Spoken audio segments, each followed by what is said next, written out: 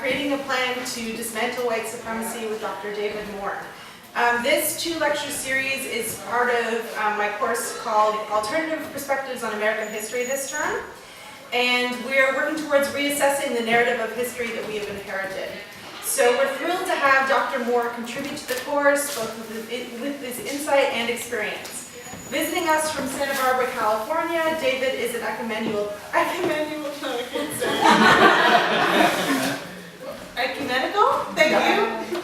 teacher, pastor, adjunct professor, and family member of St. Stephen's University. He attributes his love for the world and ease around people of other backgrounds to his parents and family friendships. David is an advocate for justice, for himself, and for the disinherited in general. And we are so very grateful with his willingness to share his thoughts and enthusiasm with us. So without further delay, I would like to introduce Dr. David Moore.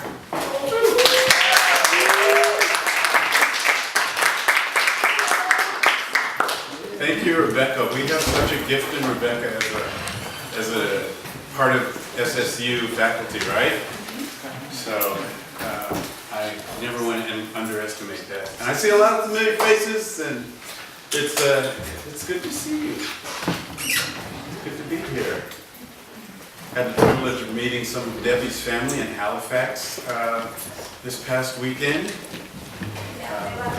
They love me? Yeah. Finally! I knew someone would.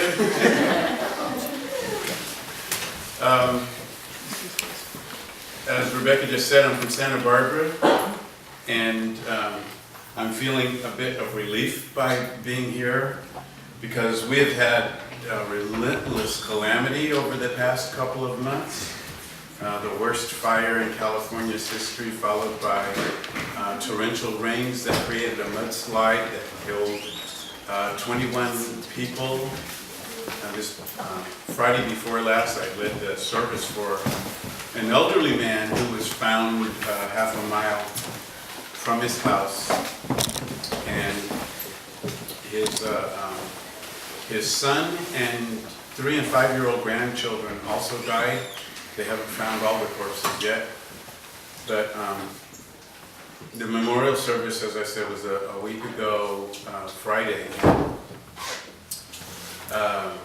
Just to be in the presence, I started meeting the family. They reached out to me. We didn't know each other after this calamity, and to meet the mom, especially the young mother, 30 years old, was.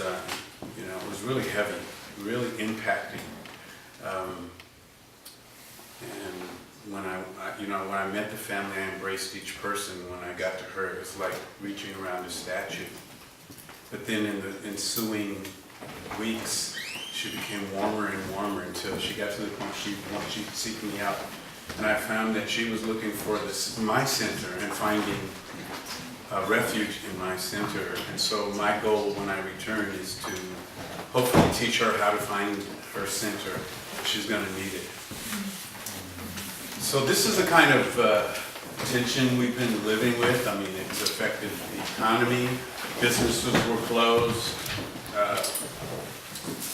My son has a business in town, and he was shut down for 2 weeks, and he's just trying to make it. I told him that if he wanted to move back in for a while he rebuilt the business, he could do it. And he said he thinks he can handle everything.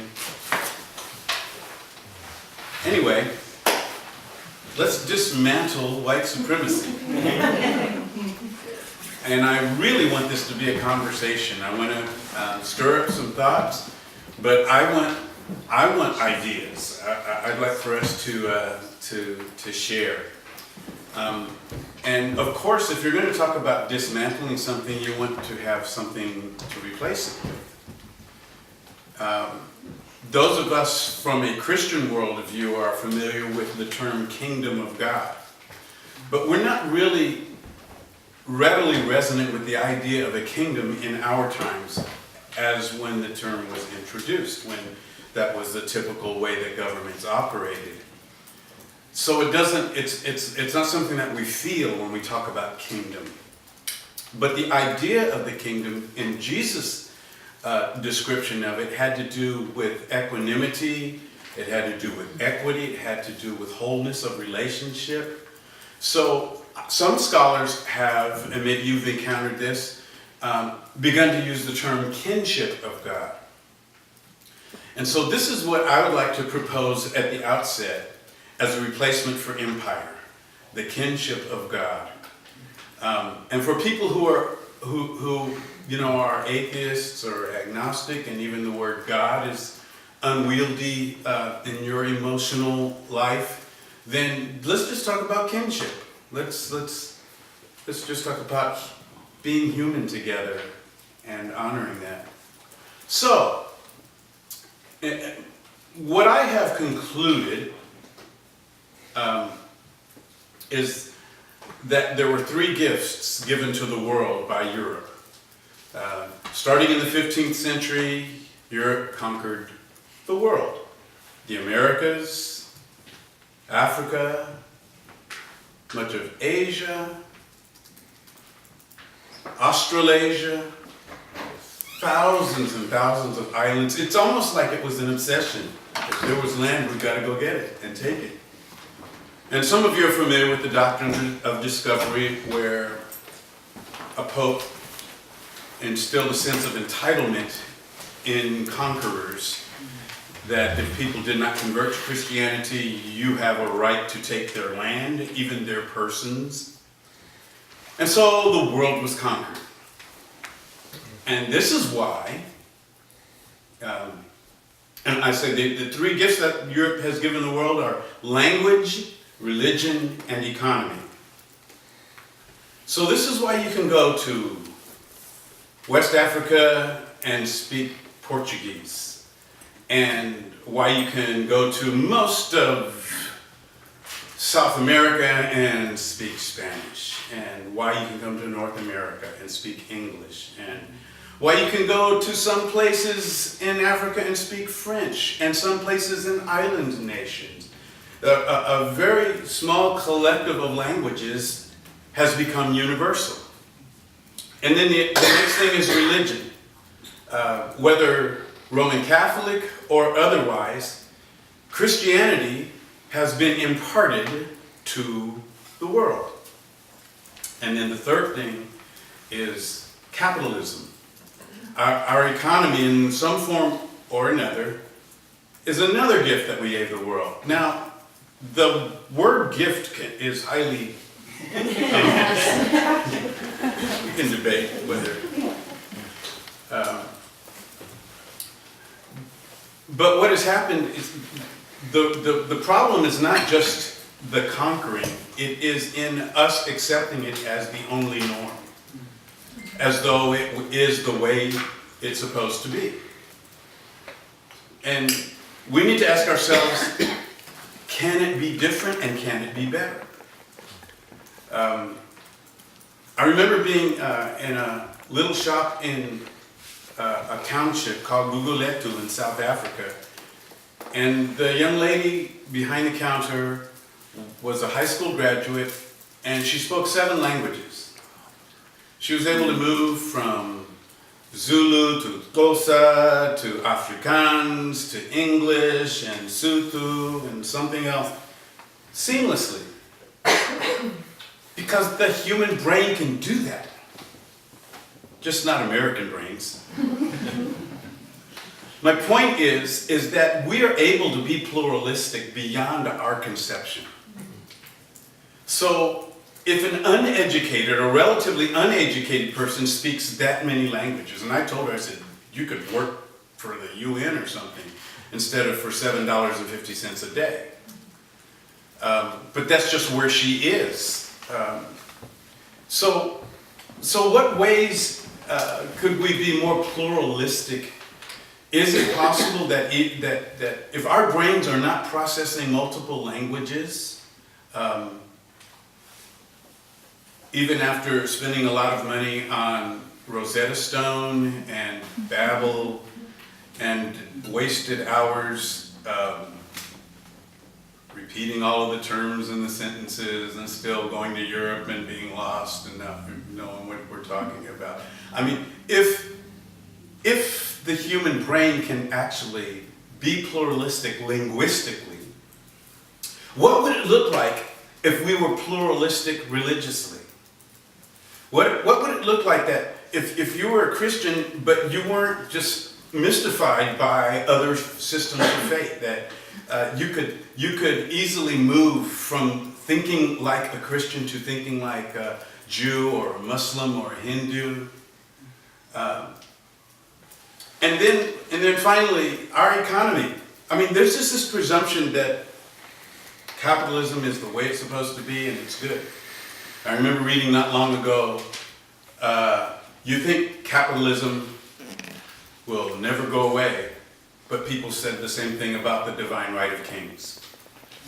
So the threat is that when something becomes your norm, you're afraid that anything besides your norm is chaos. And so our desire to resist change, our unwillingness to explore, to be adventurers, keeps us in a place of accepting something that is present as if not the best possible option, at least, better than the option which would be chaos. And so that's the fear that causes societies to cling to a certain way of operating. In our country, in the United States, there's always a movement afoot somewhere to legislate English only. This is a whole different kind of debate, of course, in Canada, right? Because you have Quebec, and that kind of confuses the conversation a bit. But we have a more, our country is more totalitarian when it comes to language. And so we don't have the freedom to think as we should. So economy. We presume that capitalism is the only way. And one of the reasons is because we've been conditioned to equate capitalism with democracy. That, if you don't have capitalism, then you're going to lose your democracy. But when we look at Singapore and we look at China right now, we see that there are countries that are able to operate capitalistically and at the same time be close to being totalitarian. And my being that, we don't have a king, we don't have a dictatorship, but our capitalism is one where the people with the most capital actually run the government. So it is not as representative as we would like to think. These are the kind of things we have to push back on when someone says that we need to leave things as they are and perhaps make things as they were. So I'd like to pause right here and see what thoughts might have come up. What you're thinking. Maybe when you were talking about the languages and our ability to live with multiple ideas living at once in our heads, is that girl didn't learn those languages from Rosetta Stone. She learned them from being in different circumstances where she lived communally with people, and that is probably true also for living plural religiously, is that maybe I put it. And you don't learn how a Jewish person sees the world without spending time with Jewish people. So if we're talking about multiple economies or different types of economies, then maybe we need to spend time with different people in different economies. And I think when it's easy to hold on to a belief when you're removed from it, and that sort of creates more fear to go outside of your ideas. if you're not looking at someone face to face and stretching your ideas about things. Okay. Yeah. I'm curious about how you see, like how does pluralism fit in with nationhood, like nationalism, and is it even possible if we want to keep a nation? I'm not no comment whether that's good or bad, but is it possible to have like a pluralistic nation, like fundamentally, not just in like the people that fill the country, but actually like the Constitution or just the government? Can it actually, is that possible or realistic or desirable? Okay. See, I think there's two fears. I think everything comes down to one of two fears. You're either afraid of losing what you have or not getting what you want. And I think if we can understand that we can have this pluralism without losing what we have or not getting what we want, maybe this will help us get what we want more than the fear of losing what we have. That somehow, if we expand, that takes away, and it doesn't have to. Rights aren't pie. Exactly, yeah. Right? Okay. I mean, I guess I like that, but it's an ideal.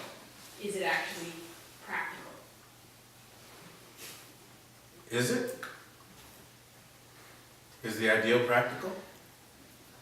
Why not? Well, yeah, exactly, I think so. Just Does anybody have any examples you'd like to offer? Capitalism.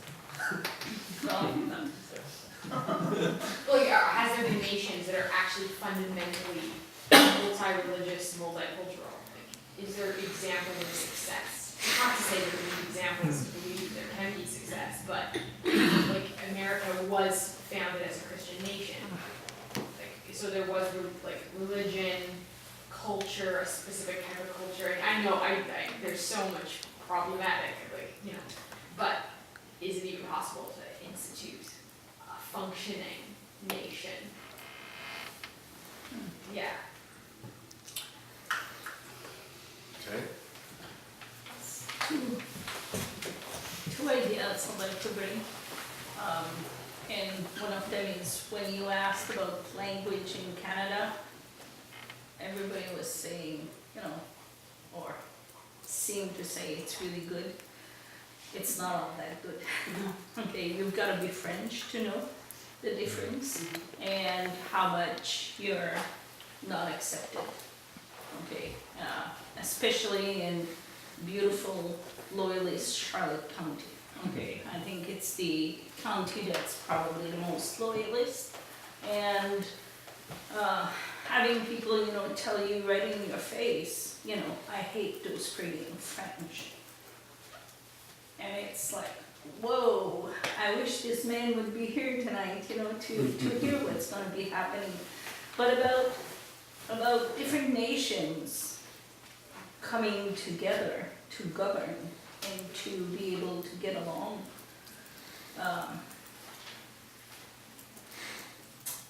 It's hard to describe the success of First Nations being able to do this, but I think they've been able to do this. And why I say it's hard to describe the success, it's really difficult to be successful under oppression, a system of oppression. But the people do get along. There is a sisterhood and a fraternity between the nations in North America that is very strong, very powerful. And I believe that other nations can do this too. Okay. I'm idealist. And I saw a hand behind you. Yeah, well, actually, she used the example I was going to mention, but there is you mentioned language, and we're supposed to be bilingual in New Brunswick, but most of southern New Brunswick actually just totally rejects that idea. And you say, can that ideal be achieved? Oh, sure it could. If there were people who could sell that idea as a good thing, it could easily be achieved. Like you could, for instance, you could say anybody that knows more than one language uses it's better for your knowledge, for your brain function and everything like that. Like there's a lot of positive things that could be used in marketing that, and it's just not done. So the problem is in the presumption when it comes to any of these three, language, religion, and economy. The problem is in the presumption because when you accept a way of being as though it is the norm, you presume that everybody likes it this way. And they want to advance it. So we feel like, wow, my world's a better place because not only do I speak English, but because so many people around the world speak English. It's to my advantage. I can travel a lot of places, and I can just presume that, if they don't speak English, then they're the barbarians. They're the ones who are, who are less qualified to engage. So the problem, again, is in the presumption, is when we accept that status quo because it breeds arrogance, which essentially, and let me say this about white supremacy. White supremacy is not a white thing only. It's a Western thing, because if a person of color can make it work for them, they can make the language, the religion, and the economy work for them, they are probably more inclined to what we call sell out, because it's working, and to align themselves with the voices who want to keep this norm. So I want to say a word about how, from where I see things, one of the strongest contributors to all of this is our religion. Christianity buttresses white supremacy, and without some form of Christianity, it cannot be maintained. So we have to look at our system of faith, and we need to analyze it. What I have come to notice after years and years of experience, because see, I grew up in a white world. I don't know how many of you know anything about my story, but my parents moved to the West Coast from the Jim Crow South. My dad would say later, because he didn't want his kids growing up in that environment. And my parents didn't realize that their kids would still face persecution. And so they didn't prepare us for it. But the thing is that we were taught to have open hearts. And so I'm the oldest of 9 kids, and you could talk to any of us, and our hearts always try to stay open and hopeful, instead of cynical. But my experience in the church world has been more challenging than my experience in the world. And I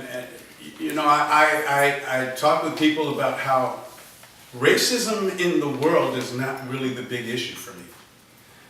A couple of years ago, we had the meme, "Oscar's so white." All right? Anybody, you know that? Hashtag Oscar's so white, because people of color were protesting that all the award winners were white. So, and I said, yeah, well, Oscar's so white, that's true. So is Silicon Valley, and Wall Street's so white, and the White House so white now, and and the Senate is so white, and did I leave anything out? Journalism. Congress is so white. Yeah. Journalism is so white, which is a huge problem. And I said, but My problem is when church is so white and won't say anything. Because the church is the conscience for the society. And if the church doesn't challenge the way things are, then it actually is approving the way things are. The church should be resisting every chance we get, telling society that we don't accept this. Why? Because it oppresses people. You know, when you read the Psalms and the prophecies of Jesus, and it talks about his pursuit of justice, you know, the suffering servant pursuing justice, you might ask, well, why is Jesus so interested in justice? It's because God understands, God who loves human beings, understands that nothing injures human beings more than systemic injustice. And if the church is not a conscience, if the church does not stand up to these things, then the church is saying everything is okay. All right, so one of the things I want to address tomorrow night is how the church acts, language, one religion, and one economy. So it's hard for the church to actually challenge something that's helping it to exist. And I think that, that we need to really ask hard questions about the viability of the church. I mean, is it sustainable? First of all, I would question the viability of the white church because of the growing conscience in society that expects more righteousness, that expects more justice. The society, I think this is the work of the Holy Spirit, but there are so many in society who have discernment and they can see what is true and what is just. And so I see that the church, I told our congregations, I said, white Christianity wants people of color to be free, but not all the way. And I'll give you an example. Anybody heard of Reinhold Niebuhr? Yeah, a few people. Theologian. He was like the theologian of the 20th century in the States. This was back before televangelists, when people actually listened to theologians. And so, yeah, now we've advanced. So, Reinhold Niebuhr was a voice of justice. And Martin Luther King absorbed everything that Niebuhr wrote. And they actually became friends. He just, he soaked up the teachings, the writings of Reinhold Niebuhr. His less famous brother, Richard Niebuhr, wrote what we now know as the Serenity Prayer.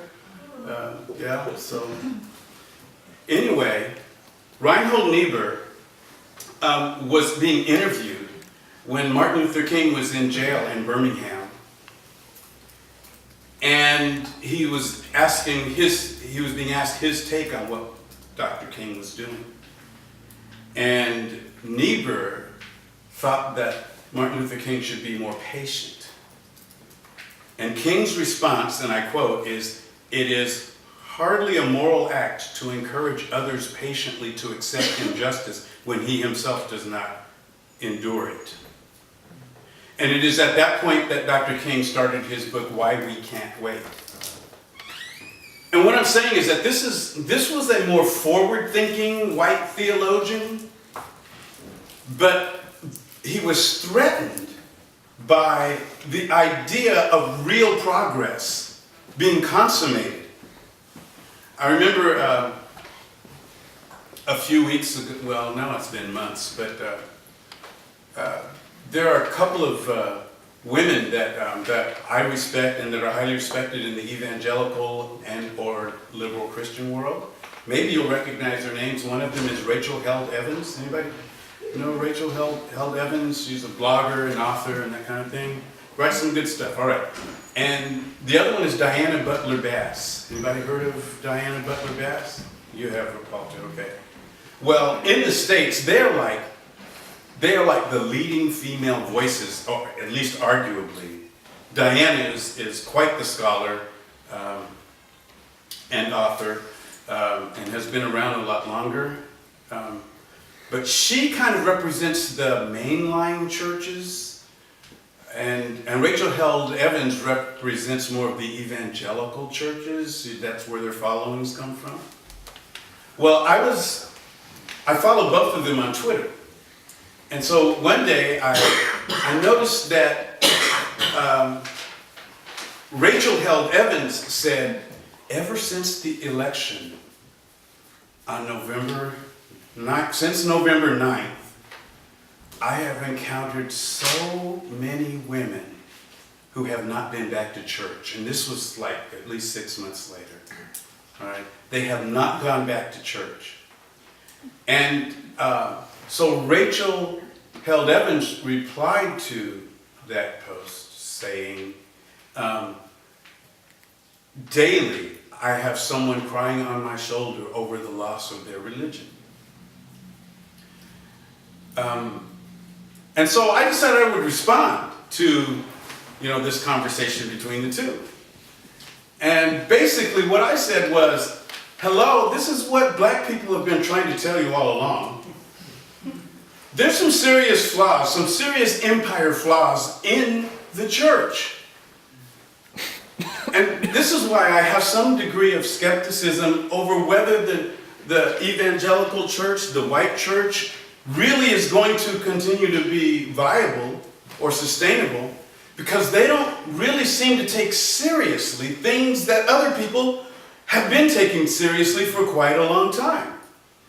In fact, they came to the forefront of consciousness just a year ago.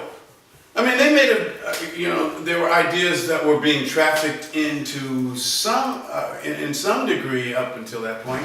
But all of a sudden, there was this sense of urgency that we need to find out what justice is. We're facing, misogyny like never before. We're facing racism like never before. And black women and black men are saying, well, maybe not like never before.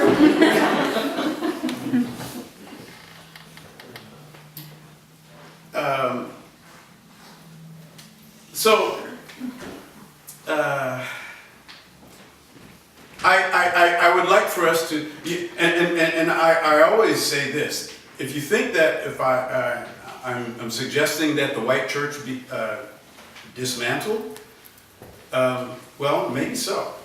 But the presumption may be that, okay, so then let's go to the black church or to some other church. But the church in all of its versions is so colonized, the minds of the people are so colonized, that you're going to encounter some of the same problems everywhere you go. So there's a kind of a deeper reform that's needed. And I'm not sure that it can happen. Yeah. Could you unpack white church a bit more? I just don't know what that means really. Okay. Yeah. I can speak to it more from a U.S. point of view than a Canadian perspective. The black church began in earnest in 1793. And how that happened is that one of the more liberal churches, the Methodist Church, actually had black preachers, even though they were mixed churches. And Richard Allen was a freedman. He had been a slave, but he gained his freedom. And he preached. And there were times when even slaves preached in these churches that had, mixed constituencies. But some powers in the church decided that this was too diverse. And so they made a rule that black people needed to sit in the balcony. And the black people decided, before we go in the balcony, we will leave the church. So Richard Allen is the founder of what would be known and is now known as the African Methodist Episcopal Church, AME. The AME Church exists as the black church in protest to the white church. That's how it was forged. That's how it was born. In a world where black folks were not welcome, black Christians were not welcome, it by default left the void of a white church in America. You know, an interesting footnote is that even though there are AME churches in Canada, for a while, many of the churches that had AME roots that were founded by Richard Allen's movement that spread to Canada changed their name for a while. Anybody know about that? And this is before it was Canada, but they changed it from AME to BME, British Methodist Episcopal, because they wanted to honor the fact that they could have freedom, and you know, not just freedom of worship, but they could have some degree of political freedom. So I don't know if there are any BME churches. Anybody know? There are any now, but there were in the 19th century. So I don't know how much that answers your question. So, you were describing the black or the AME church being a protest to the white church, and so the white church being every other church? Well, look at it this way. Okay. The church that rejected black equality was the church that was forward-thinking. Okay. It was, I mean, the Methodists were among the leading abolitionists. So just imagine the conservative churches. Yeah, so so that's been a big thing in our country. I haven't really studied it in Canada, so I don't know if I can really speak to it.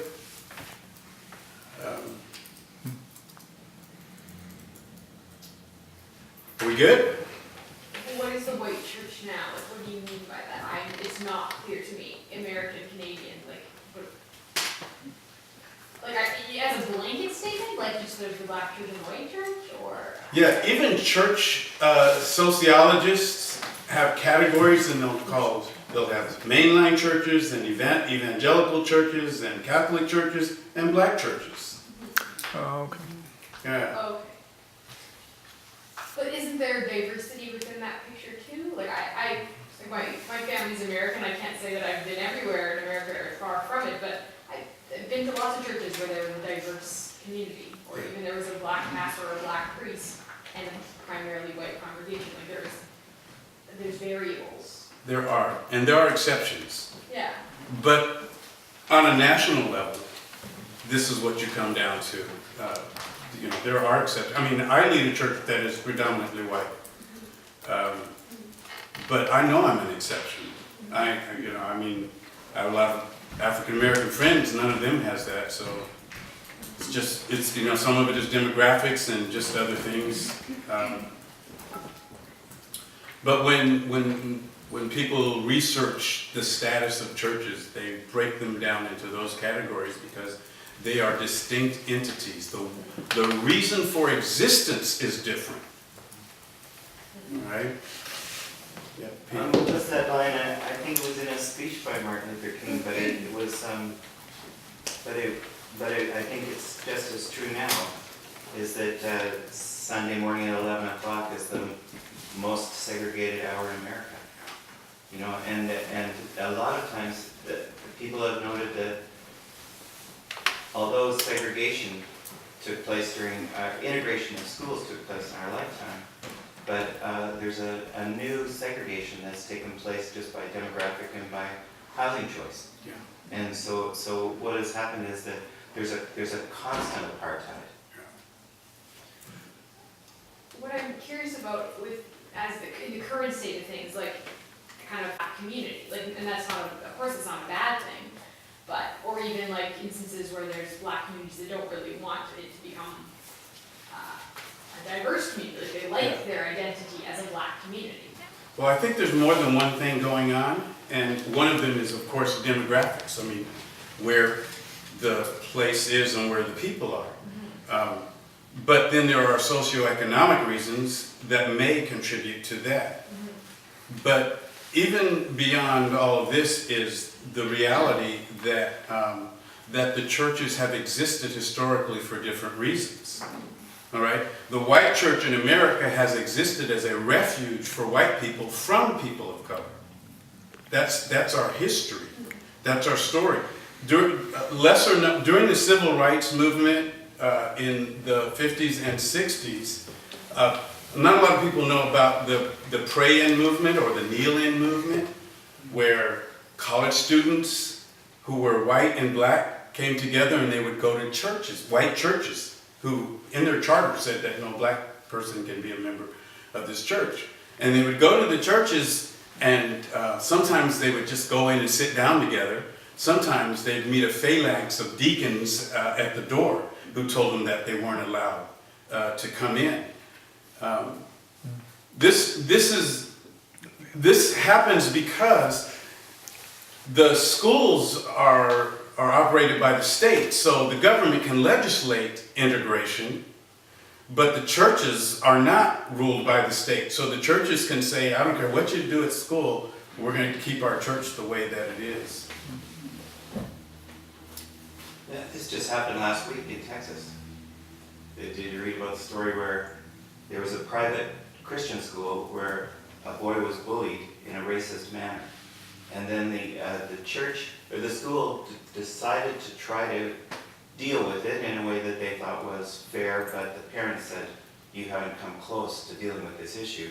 And so then the school claimed, we are separate from the church, there's separation of church and state, and we govern our own, we govern ourselves. So that the government can't come and tell us that we have not responded adequately to a racist situation. Charter school? Yeah, I think it probably is a charter school, I don't know that for sure. So it just happened last week where the religious group said, we have the right to determine whether or not we've done a good enough job. Yeah. When this person of color was being, bullied by kids. Yeah. And so that'll remain an issue, I guess, for a while. So this might seem like an extreme statement, but I hope to bear it out over in the time to come, tomorrow included. But in some ways, the white church is an existential threat to the well-being of people of color without knowing it in some cases, in most cases I would say. Because by existing, it continues the legacy of something that was begun long ago. It has the momentum of history and, more importantly, of economics. Because for the most part, the churches that are operated by people of color are going to be in lower class neighborhoods, and perhaps they don't even own the building. If they do, they have trouble keeping a roof on it in many cases.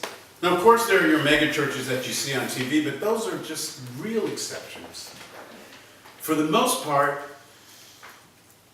the churches that are part of the communities of color are struggling to exist. And one of the reasons they continue to exist in the United States is because of white flight. What do I mean by that? Well, there can be a neighborhood where there's a wonderful church building, but because of diversification, white folks leave.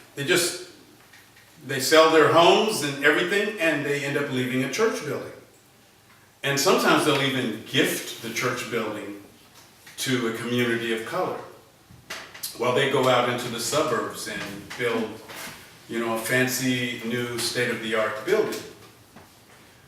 And so there are economic realities, and so many times, you go to the urban centers in, Houston and Los Angeles and Baltimore, you'll find that they're fine-looking buildings that house black churches. But you go in the building, you find it has one of those bathrooms that's, you can do like this and you touch all the walls. Remember those bathrooms? Some of you are too young to remember those. And, you're not sure what color the water is going to be when it comes out, that kind of thing, because it's economic depression that they're experiencing. So the momentum of capitalism also segregates, it divides. Do you think that the like what I would call the mass exodus of youth from the church speaks to the injustice that, I don't know, like for me personally, when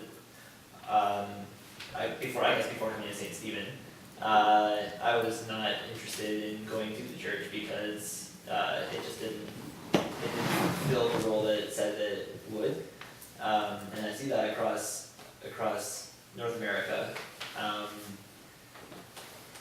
So I guess what I'm trying to ask is, do you think that the vacuum that the youth leaving the church will create is opportunity to dismantle white supremacy or deterrent? What do you think? I think it's an opportunity, but I'm an optimist. So Yeah. yeah, I think that if we can reclaim a sense of identity around the church, then there's certainly an opportunity. But at the same time, the name of the church needs to be built up before that happens. I think you're why I'm here, because I needed that. So, because we're all looking for hope, right? This is a conversation that I have with my congregation when I'm at home. Is there a future? And you know, the conversation is usually among people who are parents, right? And parents are wondering, you know, you can't just expect, and you know, their kids are not going to by default continue going in this direction. And so we have this discussion, and you know, we pretty much believe that that our kids will know Jesus and do know Jesus, but the framework that we are offering them is not good enough for them, and so they're gonna have to come up with other ways, and we need to listen to them, because again, you know, we're so addicted to our capital that we think that the only way church works is, you know, if it has enough money, if it has property, and it has, you know, salaries and things like that. And younger people are saying we're past that. We just don't want to settle for that. So the people that I find, you know, last week I was in Halifax, and some of you know David, the guy from Nicaragua, who, and after my talk, he came up to me, he said, you know, when he said I was a Baptist in my home country, but he said I had to make the decision to leave the Baptists to join God's work to save our country, because the Baptists just wanted us to pray. And I think that that's characteristic of what church does. It dumbs people down. When there are urgent crises, there are things to be dealt with, you know, whether it's climate change or, you know, racism, whatever it might be. There are urgent things to be dealt with, but church is like, let's just have a happy time together. Almost like, you know, Cheers, you know, the TV show, anybody? Where everybody knows your name, and just like, it's a, you know, I have a friend who just was, he's so offended that people in his congregation call the building a sanctuary. He said, who are you running from? What are you running from? You know, the people you should be loving, the people you should be, you know, integrating your life with, and you're finding sanctuary from them. That's a problem when we think of church as something to keep us from reality. Well, go ahead. I was just going to say that, you know, that's exactly what you mentioned about being a parent. That's why I'm here tonight, is I look at the world that my 5-year-old son is growing up in, and I mourn. And I have a complex relationship with a higher power and religion, and I, you know, don't practice anything. But I want my son to grow up in that community, in that when I envision a church as an atheist, I envision a group of people who legitimately care about each other's well-being in that, and the wider community as a whole. And I'm an atheist. Yeah. Like, how come I can get that? And then you have evangelical preachers in the state saying, oh, it's okay that Trump paid off another porn star. Like, this is the world that my son is growing up in. Yeah, it makes everybody wants to be an atheist, actually. Well, no, but that's the thing is I'm saying I am an atheist because of my personal history and my varying relationship with God and church over my life. But I want to bring my son to, I talk with my coworkers who are, involved with St. Croix Vineyard, and that seems to be the place that I'm interested in bringing, because it seems to be the one place where I hear a lot of positive things about community and things like that, but it's hard to have that hope when exactly what you're talking about is I don't want to bring him to a place where he's going to be indoctrinated into a very narrow way of looking at the world. I want him to expand his view. How do we do that with church? And I think that, going back to what Nate was saying, that the future, I think the future that you're painting for us of a reconstituted church will include atheists, and we will think pluralistically. We will think in an interfaith way. So it will put to bed this sense of being comfortable with only one mode of operating. Yeah. I saw a hand. Did I? I wasn't it, but I'll be one. Okay. Have you seen much hope in the kind of the grassroots nature of liberation theology, or that sense of it's still pretty Christian, but it's pluralistic in terms of language, or at least it's not English, and it's more pluralistic in terms of economy. Have you seen much hope? I'll say yes. Actually, just less than a month ago, one of the professors at UC Santa Barbara, University of California, who teaches Chicano studies, asked if I would co-author a book with him on how theology changes countries. And he's going to focus on Oscar Romero in El Salvador, and I'm going to focus on Desmond Tutu in South Africa. There's two young women, one who was wearing a hijab. Quote, he told us to go back to Saudi Arabia, and he told us we shouldn't be here to get out of his country. When 3 veterans intervened, he stabbed them, killing 2 of them. In March of 2017, in Huntington Beach, California, Diana Carrillo and her party were seated in a restaurant when the waiter asked, "Can I see your proof of residency?" In February of 2017, in a Kansas bar, Srinivas Kukibotla and Alok Madasani were shot because a white male, thought they were of Middle Eastern descent. Witnesses said that their assailant hurled racial slurs at the 2 Indians and told them, "Get out of my country." One of them died. So this sense of ownership can be, it's insidious, it's quiet, it's powerful, but it's also destructive. It's, even lethal. And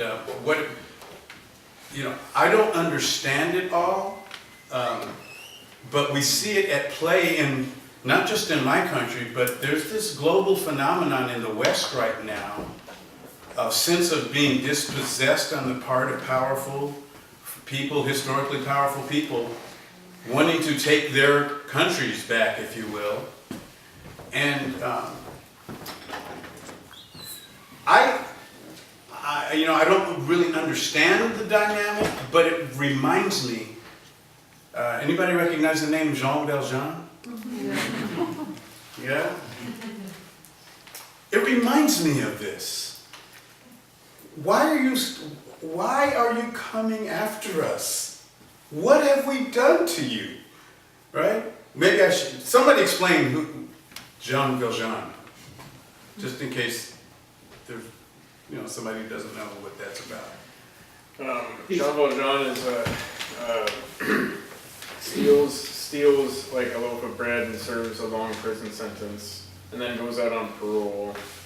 And then there's essentially a detective that searches after him for the rest of his life because he violated his parole, but he's created a whole another personality, like a whole nother life, and he's now the mayor of a town and all these things, and this guy just won't let him alone because he broke the law when he was a young man, you know, and that's essentially it. Yeah, and so when you read, I was going to say my favorite novel ever, and I can't even remember the name of it. Les Miserables. Okay, so when you read that, what you see is this study, this study in pursuit of a person who is already a victim, and you wonder what is possessing you to keep pursuing. To me, I think it is akin to how I think Jean Valjean is like people of color in the West. It's like, what have we done? What? You got the land, you got the money, you got the power, you got the government. Do you think it's just that though, that there's nothing left to discover? Do you think it's related to globalization? So Discover. we don't have anyone else to go conquer, so now we need to. We need to keep Take our- we need to keep what we've got. It's- Yeah. There's a book called White Hoods, and it's the history of the KKK in Canada. And it talks about that, and I like how you tie it into economics, because it's very tied into economics. So the governments now are just picking a different group to demoralize and to control and to fear, because if we fear, then we can be busy trying to get rid of them and fear them and destroy them, while the rich get richer and the powerful get more powerful. It's happened throughout history time and time again with the black people, especially in the States, and the indigenous people here, and the boat people. I mean, there have been times in history, it's just, and now it's the Muslims and the Syrians, and just pick a different group for us to fear. And to me, it all comes down to fear again. And that's where the church, for me, comes into it. It's like if we keep our segregated churches, especially within the Catholic Church, because religion is all about fear. If we don't believe this thing, we're all going to burn in hell. Well, that's pretty powerful fear. And if we can keep our children in that, and that's all that we ever teach them, then of course they're not going to want to learn about someone different, because you're awfully scary. If I've learned that if I love you, I'm going to hell, I'm not going there as a child. I'm not going to even open my mind, because it's too fearful, it's too scared. And that's what I see happening in the States now. Anybody who's different must be feared. Let's pick a different group. Just to be personal for a moment, and after that I want to read something to you. This is something that I don't think I have grappled with enough, but I grapple with more and more. And I believe that everybody's freedom is connected. So for me, I'm exhilarated over the Me Too movement and the Me Too What Next. I mean, I'm following that. I mean, there's an iTunes, PBS special, Me Too What Next. I mean, it's compelling. You gotta follow it. So why am I into that? Well, not only because I have such a high regard for women's rights, but because my rights are connected as a person of color to the advancement of women. I think all of our freedoms are interconnected. So, and tomorrow night I hope to touch on how the rights of LGBTQ people are intertwined in this same struggle. That there's, it's the same thing. But let me share with you, this is called Why Young Black People Are Trading in Church for African Spirituality. Let's start off with gratitude. Thanks to the Trump era, the hypocrisy of evangelical Christians has become obvious. Now, it was already obvious to black people, okay, so. Painfully so now. There should be a gold medal awarded for the outrageous feats of mental gymnastics performed by family values champions who condemn the LGBTQ community one minute and vote for accused sexual predator Roy Moore the next. Yeah. Or pastors who will shout from their pulpit about the dangers of idolatry one Sunday and then unironically lambast Colin Kaepernick for disrespecting the flag. Many Americans have winced at the sanctimony among the Christian community as more people steadily move away from the church. Recent polls have shown that a fifth of Americans don't have any religious affiliation at all, a number that is steadily growing every decade. Although Black Americans still tend to be more religious than the general population, those under 30 are 3 times as likely to avoid religious affiliation as Black people over 50. And I am one of them, he says. But even though more young Black people are leaving organized religious institutions, that does not mean we're not spiritual. Steadily, it seems like when we move away from the Christian church, we move towards less organized spiritual practices based on traditional African spirituality. There have been no knocks on the door, no pamphlets, no billboards, no late night hotlines, no viral video campaigns, and yet an unnamed spiritual movement reimagining African tradition and nature-centered spirituality has been growing among young Black Americans. Traditional African spirituality is an umbrella term for an assortment of beliefs that may or may not fit into a particular dogma. It can be Ifa, Voodoo, Santeria, Candomblé, or other variations of Yoruba religious traditions coming from the West African region of Benin, Togo, and southwestern Nigeria. Deemed to be over 10,000 years old, the commonality of the Yoruba traditions is a reverence for spirits that reflects aspects of nature, or orishas, as well as one's ancestors. Integration of African religious tradition can manifest as ancestor reverence, nature-based spirituality, or general witchcraft. There's a growing focus on beliefs outside of the Judeo-Christian Islamic God and the effects of colonialism. Spirituality has long been used as a tool by the Black community to cope and make sense of the oppression we have endured. Evidence of our growing connection to African spirituality is sprinkled everywhere, from our pop culture. Beyonce's Lemonade had many nods to African spirituality, to secret Facebook groups, and even in our activism. Weaved within the movements for Black lives are spiritual and ritualistic resources such as Reiki, acupuncture, sage, and herbal tinctures to increase self-care and tend to grief and trauma. Changes in our understanding of oppression bring new depths of understanding to our spirituality. We have learned not only the importance of reclaiming our time, but also our history, our spirits, and our joy. For me, the spiritual journey has been a very solitary one until recently. At first, it felt like I was the only person I knew who was skeptical of Christianity and longing to know more about African traditional spirituality. Soon I saw how wrong I was.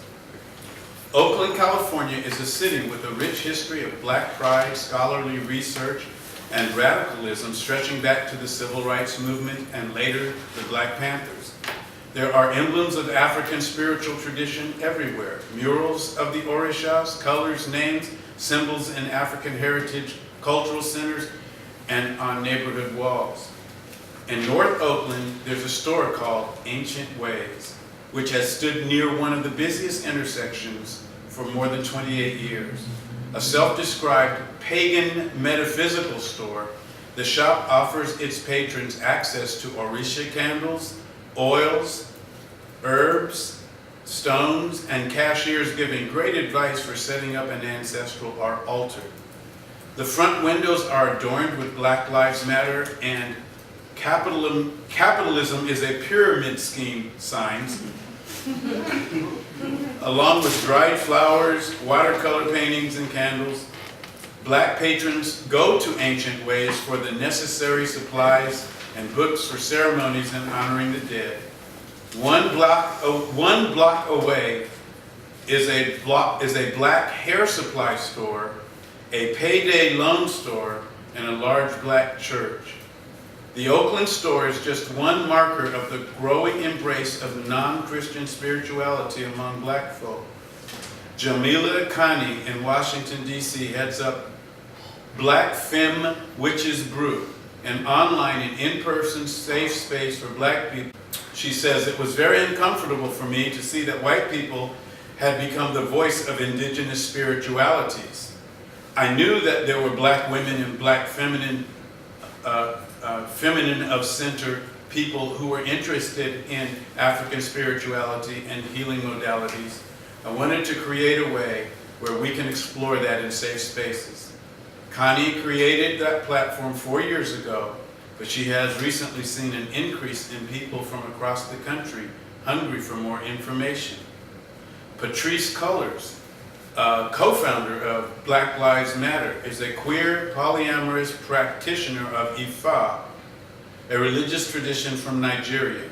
Movements such as Black Lives Matter have recentered queer and trans women, bringing awareness to the internalized sexism, transphobia, and racism in all systems, including the church. One must, if they are honest, look at how Christian culture continues to uphold patriarchy, rape culture, and white supremacy even within black churches.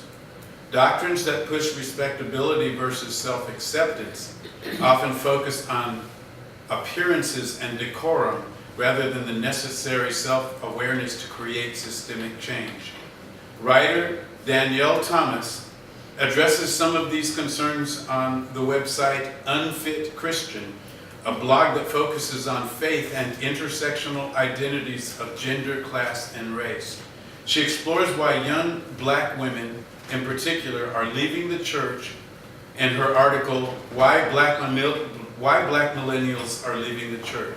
Quote, for those of us exiting your pews, we refuse to have our entire value as women be based on what lies between our thighs.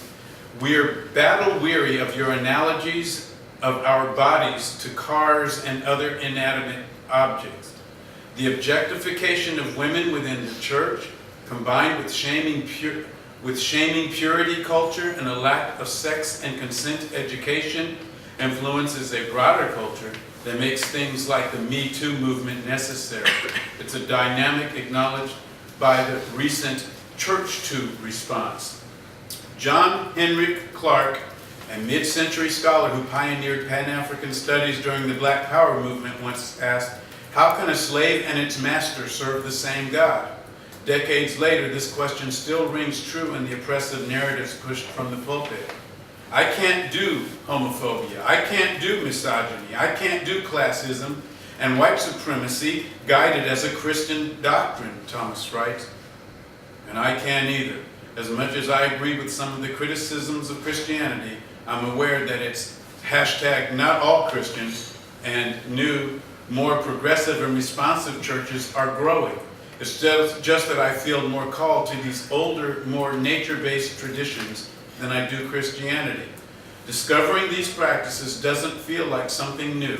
In fact, it feels like returning to something that was lost. I feel the pull of traditions that, when practiced, are like remembering a forgotten memory. I started exploring African religious traditions towards the end of my high school year. As the years went by, I sought out spiritual experiences like shell readings, a type of divination using cowrie shells. I traveled to Brazil for months to learn about candomblé, a religious tradition brought over by enslaved captives from West Africa. I took part in ritual ceremonies that emphasized the importance of dance and spiritual connection.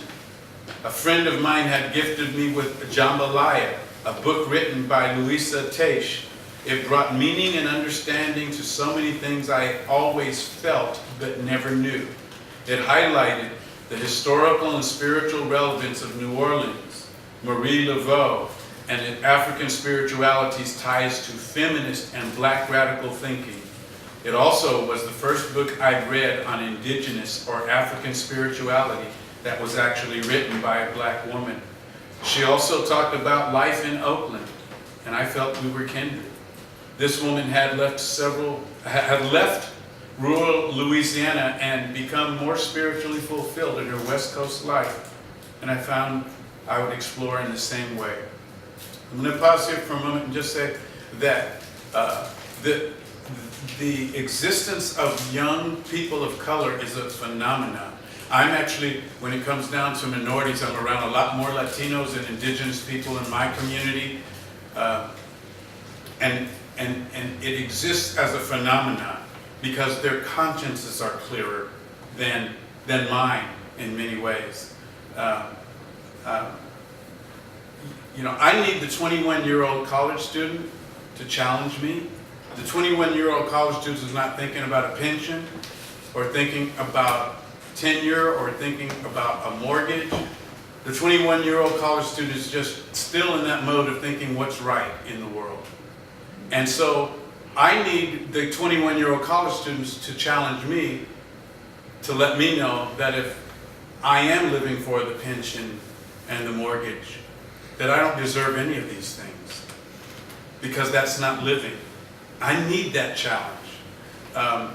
And so it becomes really important for me to become part of their lives and part of their world, to save my soul. Mid-January, a group of young activists gathered in Santa Barbara, and they asked me to be the speaker. Well, most of the people in the room didn't know me. Some of them were teenagers, but a lot of them were 20-somethings. And the woman, Akila Ruskamp, introduced me, and she's 27 herself. And so I could feel that the fact that she introduced me allowed me to address them. You understand what I'm saying here? Because the old guy doesn't have credibility.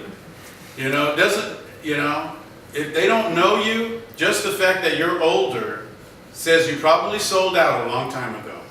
That's the way young people look at us who are older, that we sold out to the pension and the mortgage and the whatever, the salary, the promotion, that we sold out to all of those things a long time ago, and because of that, we don't have credibility with them. So she introduces me and she tells them about my life and what I do with my life, and it's like they're saying, okay, we'll give them a chance.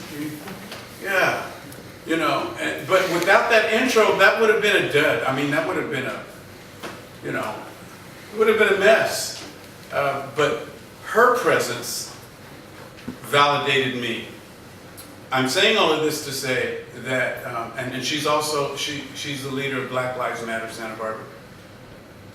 Black Lives Matter is, in my opinion, the legitimate heir to anything civil rights or human rights oriented as it pertains to black people, but not just black people, indigenous people.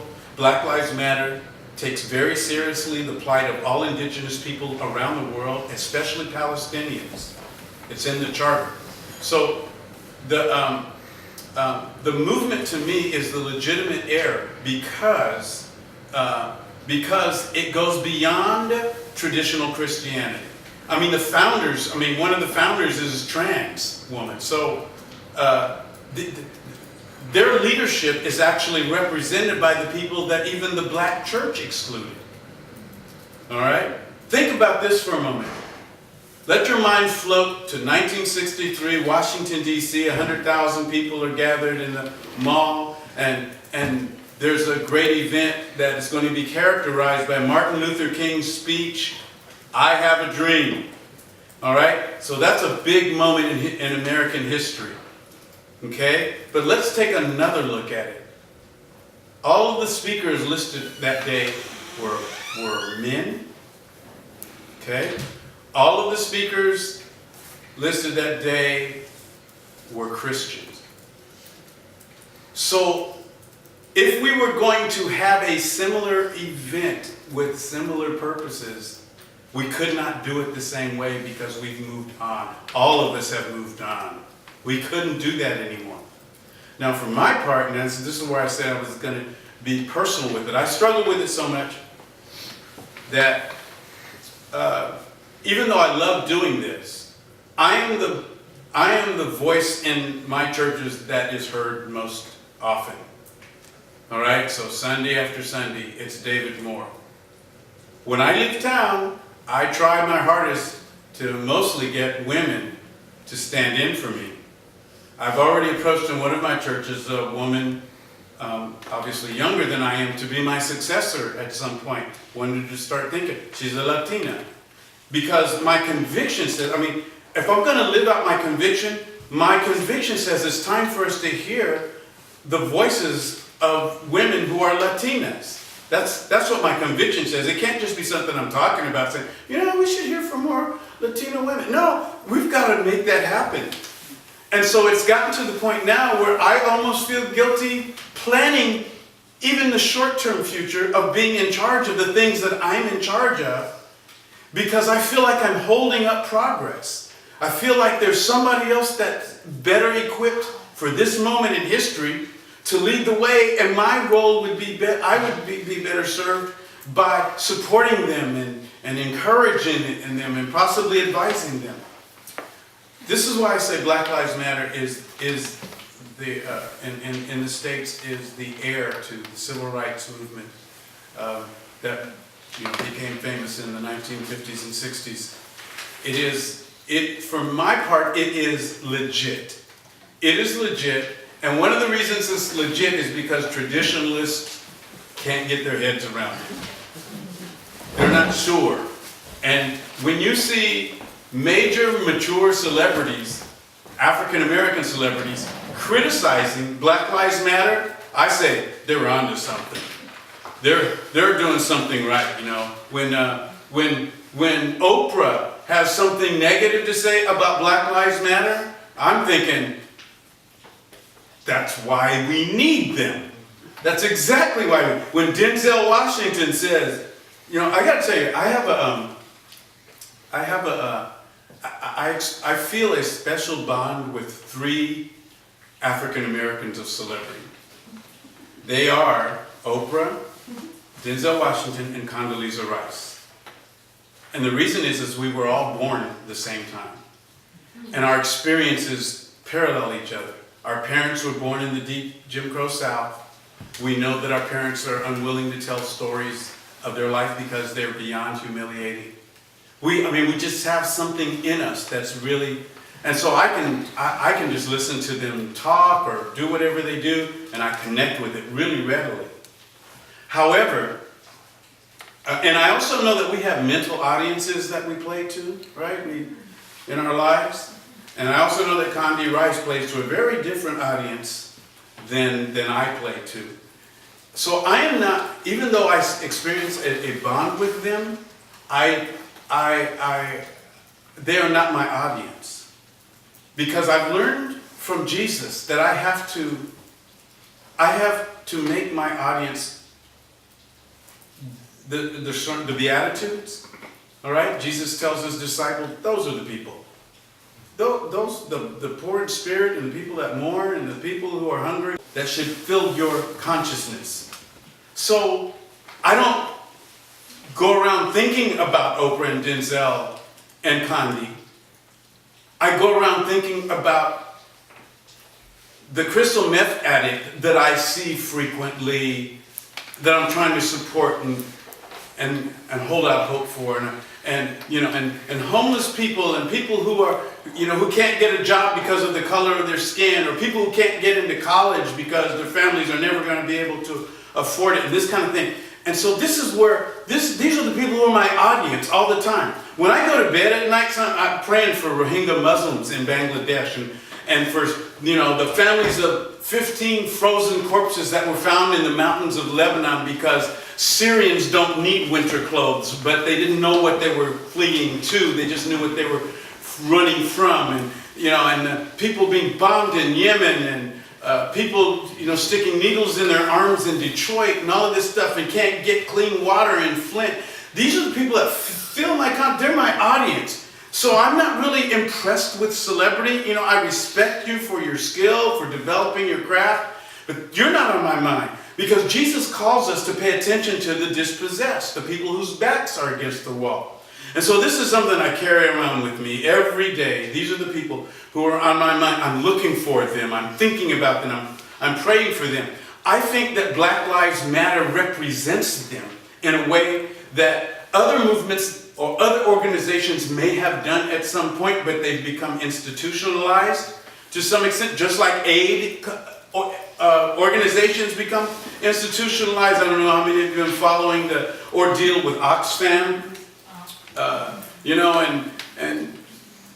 It started out, what was supposed to be Quakers and, people with good motives and good ambitions, but what happens? Capitalism becomes a part of that and takes over. So the only kind of movement that can really get the job done is one that is intentionally non-capitalistic. It can't just be passive towards capitalism. It has to understand that capitalism rapes people.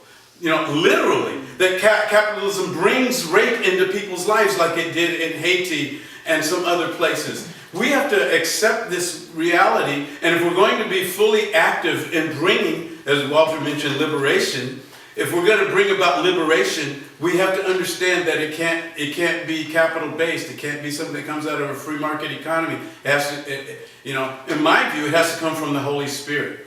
What does that mean? To say it has to come from the Holy Spirit. I think the Holy Spirit is everywhere. Everything that is authentic. And if you're authentic, then the Holy Spirit is like all over you. It's right. So the Holy Spirit's all over this room right now. All right, I'm going to read a little bit more. A lot of black people, particularly women, are allowing themselves to be free enough to explore and ask questions, she says. She sees a connection with nature as intrinsic to this transformation.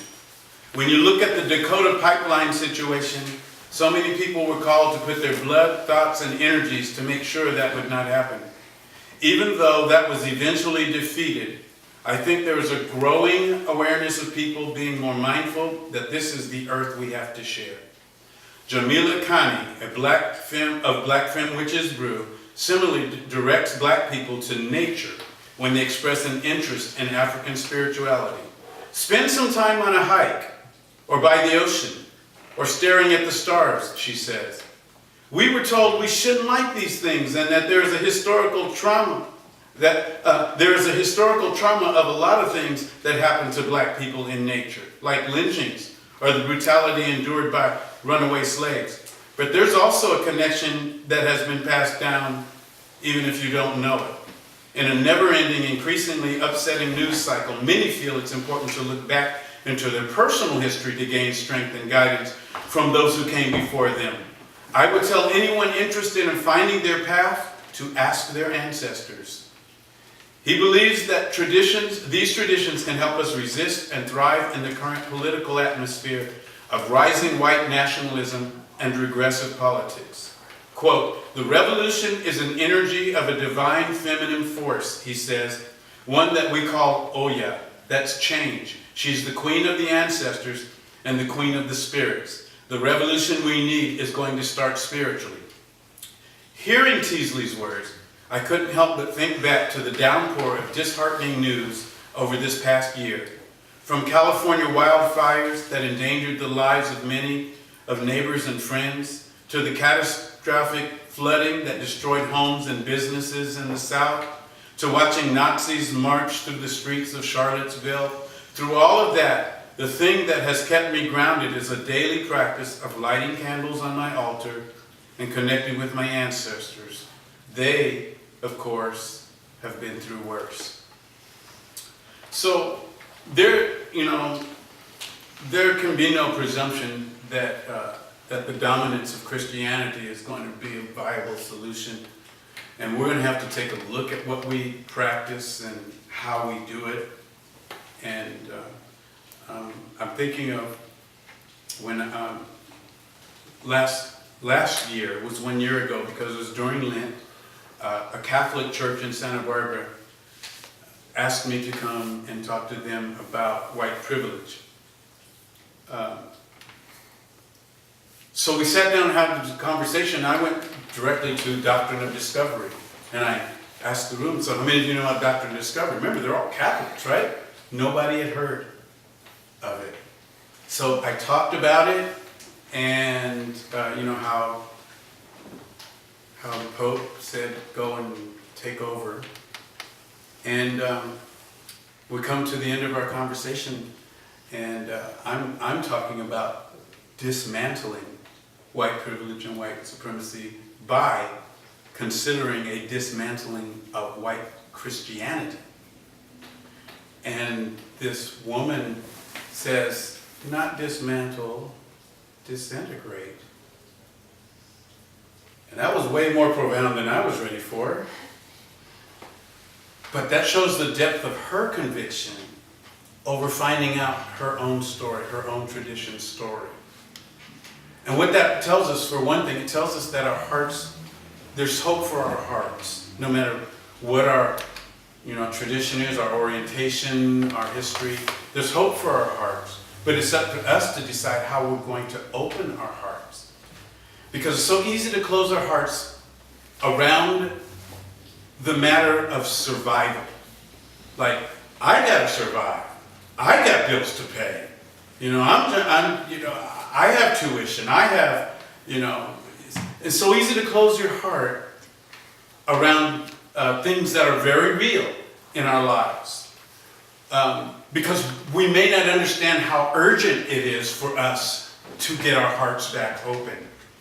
So if there's anything that I can say to us here tonight, that is, it is probably far more urgent than we realize that we get our hearts open, because it is in the environment of closed hearts that the powers that created our cynicism in the first place have so much freedom and traffic. Does that make sense to anybody? All right? Do I need to say that a different way? Say it again. Okay. It is in the environment of closed hearts that the powers that caused us to close our hearts find the greatest entree and freedom to trample us further.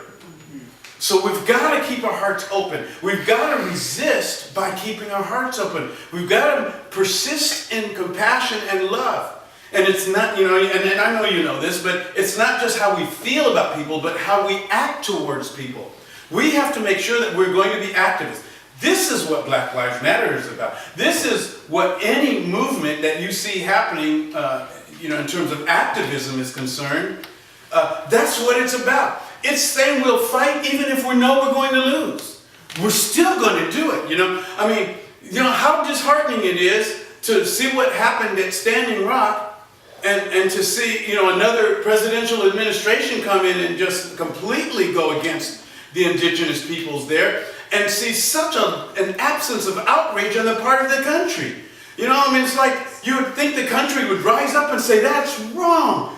Because there are a lot of people who truly they claim to say they're in support of indigenous peoples in the U.S., but then this happens and there's, crickets. And so what I'm saying is that as discouraging as that was, the people, I'm part of the Standing Rock Coalition in my own community, and we're connected electronically with people all over the world.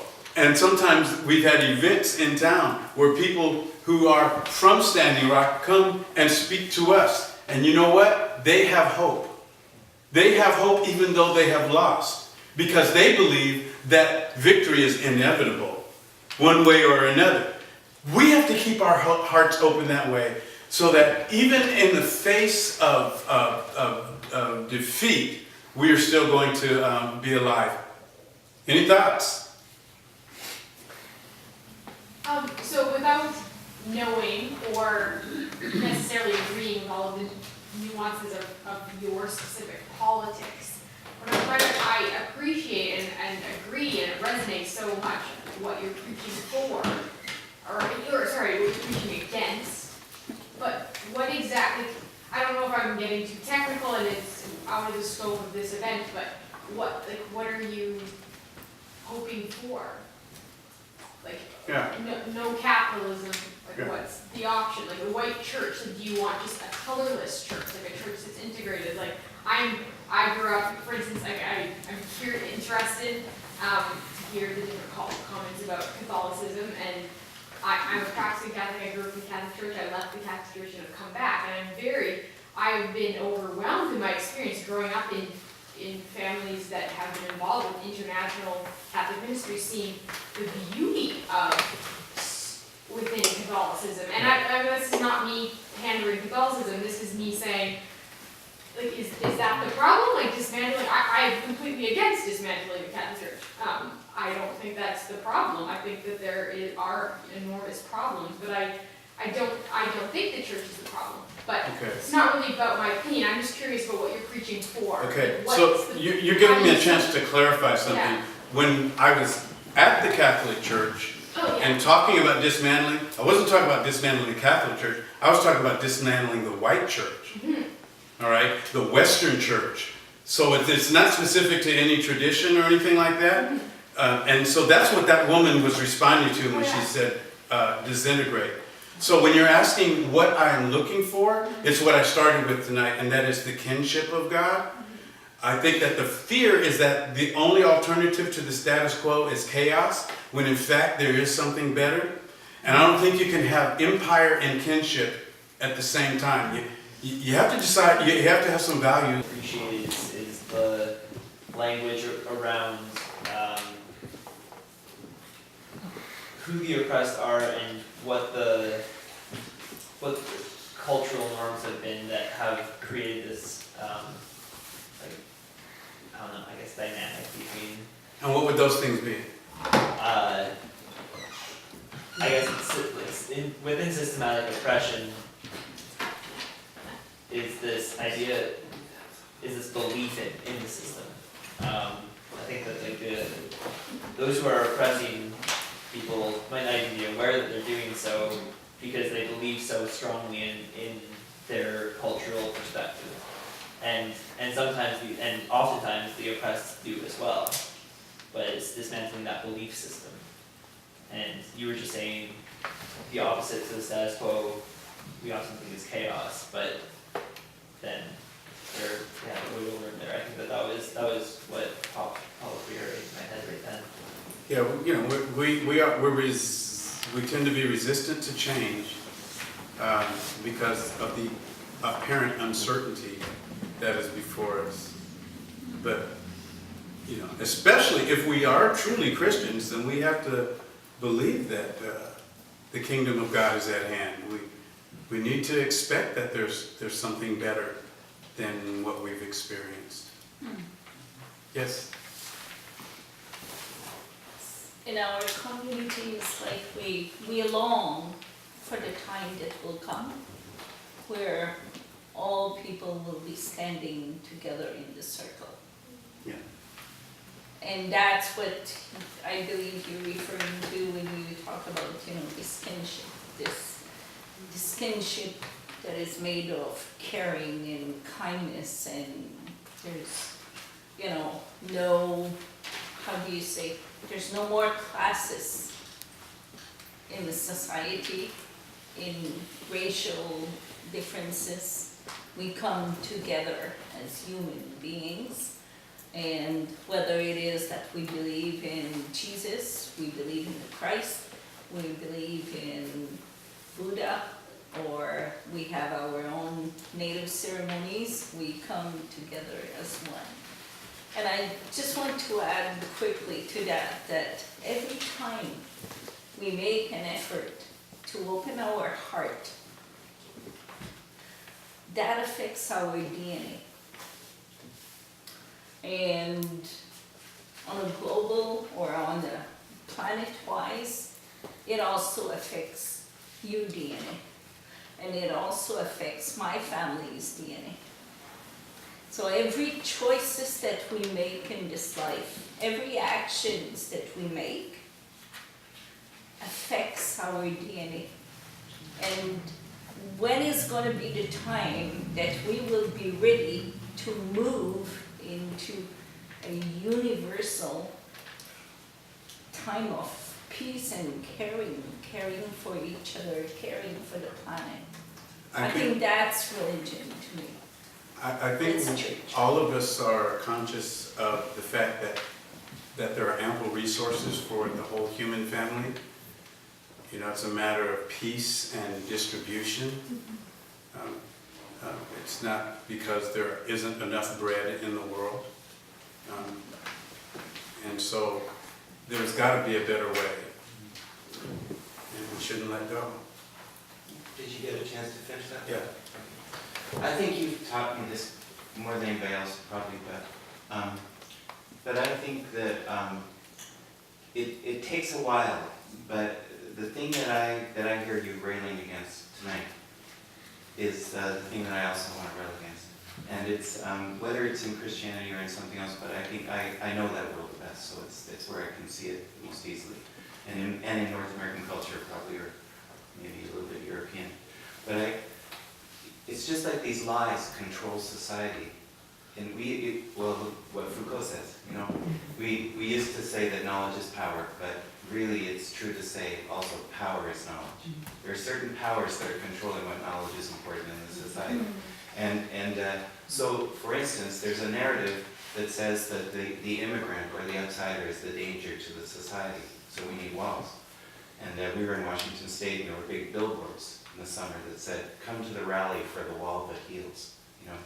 But for, you know, anybody that thinks about it thinks, well, from 2005 to 2015, there were 84 deaths of Americans by terrorists, but there were 301,000 deaths of Americans by domestic gun violence. So you think you actually have a problem that you're hiding from to focus on a problem that isn't a problem. And so it's like lies in the society are controlling the organization of the society. And this also relates to healthcare and so many other things.